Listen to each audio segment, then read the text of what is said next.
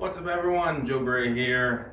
It's the new year, and so I figured I'd tackle a quick video for you. A lot of you are going to be setting up your home gyms for the very first time, or at least starting to plan to do so to meet those New Year's resolutions.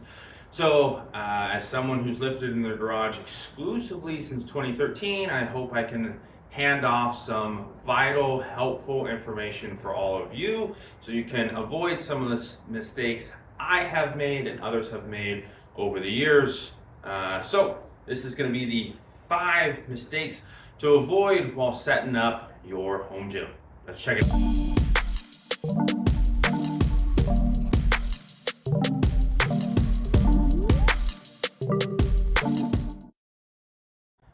Number 1 is going to be don't buy everything right now. You'll see gyms like mine. You'll see gyms like Adams at Garage Gym Lab and Basement Brandon and Jake at Garage Gym Experiment and so many other great gyms. And you'll think, man, I need that gym right now. What you need to do is focus on what are your goals in your home gym. So if you want to hit an elite total in powerlifting, or you want to improve your conditioning for baseball, or maybe you just want to look good, feel good, move good for the rest of your life, be a little healthier.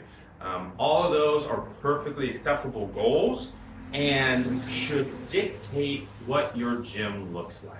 So don't run out and buy a safety squat bar because I told you to. Instead, buy a safety squat bar because you're missing range of motion and you need better upper back strength or something like that. So start off with the basics and then add pieces as your programming and your goals dictate and you find you are lacking in the ability to achieve those. Number 2, people often start off and focus and hyper focus on budget. I believe that is a mistake. The main reason is that most of us can, at some point, earn additional income to pay for additional things. So if you buy 5 items now, the basics, right? Rack, bar, bench, plates, that kind of thing, you can pick up a side job or budget some money, save some money, etc., to eventually acquire that next piece if that is important to you. But additional space in the garage gym is pretty much impossible. Most of us are not going to find an additional 300 square feet of space anywhere, right? My garage is not getting any bigger. There's no way to make it any bigger. You can become more organized, right? Which I think is an important piece to the puzzle. I've got multiple articles that I'll link in the description that talk about how to be more organized and how to plan for that. And around the idea that space is king in the garage gym, the home gym. But I think many people focus on budget out the gate, which is a factor, but I would rather you focus on space first and then make the budget kind of adapt and work as you go. So that's number 2. Number 3 is don't fear buying used. I see some people occasionally think that it takes too much time or too much effort, or that buying used equipment can be dangerous in some fashion. I've written up a couple of really good articles, I believe, on buying used equipment. Again, I'll link them in the description. I'm standing here specifically because this bar is used, this bar is used, this bar is used, this bar is used, used. The vast majority of my bars I have acquired used for stupidly low prices. If you added up how much I spent on all of these used bars combined, it would be the cost of a brand new Kabuki Cadillac. Legitimately. So, I'm not saying that used is for everyone. If your market sucks, if you're in a very rural area, that might be difficult, but it is a great way to buy and acquire some unique items, some niche items, some premium items, at a phenomenal price. So make sure to check out your used market before you dump all of your funds into brand new. Most gym equipment, even if it's taken a beating over the years, is still perfectly fine. It's metal. As long as it's not bent, warped, and misshapen, you're good. Number 4 coming at you is don't make somebody else's gym.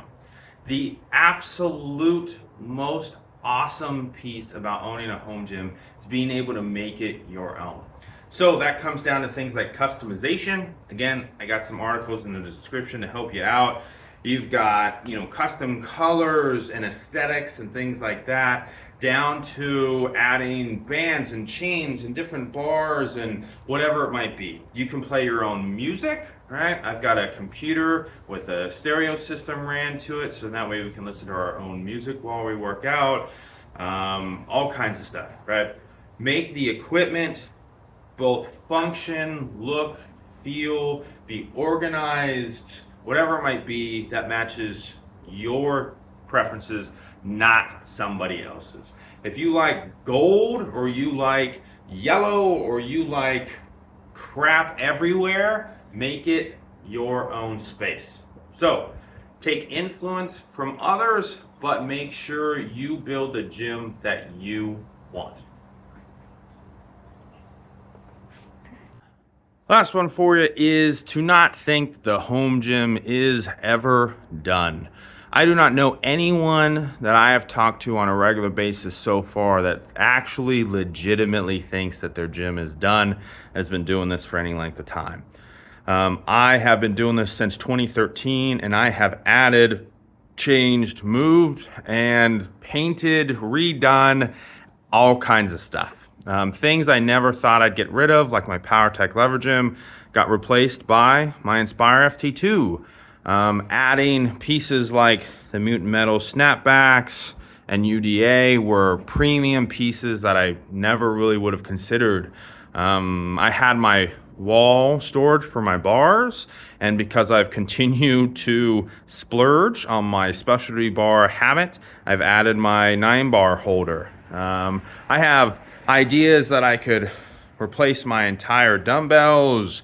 I could paint the rafters and redo some of the wiring, upgrade my lighting. I did my side-mounted garage door opener recently. There are things that I have never even considered that I have done over the last couple of years that will probably continue to come up as a way to push this further and further and further into greatness. So that was number 5. Your home gym is never done. You'll see it whether you follow Jake at Garage Gym Experiment, myself, any of the people on Reddit or Home Gym, Adam from Garage Gym Lab, and pretty much anyone else who has spent way more time, energy, and money on their gym than they ever thought they would. But you got to spend your time and your money somewhere. I personally like spending it somewhere that keeps me happy and healthy, that my family utilizes as well, and the occasional friend. And I love it. So no complaints. Those are my 5 things. They're a little bit different than some others who might start off with stuff like don't buy standard weights or don't buy a cheap bench or something else. But if you followed me for any length of time, you know my brain works a little bit differently. So if you like what you saw, please hit the like, the subscribe, all that good stuff. Check out the links in the descriptions below. And if you're looking for any new equipment, I do have affiliate links. Thank you for your support, and make sure to check out the Garage Gym competition. If you do have a home gym, you can win a absolutely ridiculous amount of prizes for simply lifting. That's it. Thanks, guys.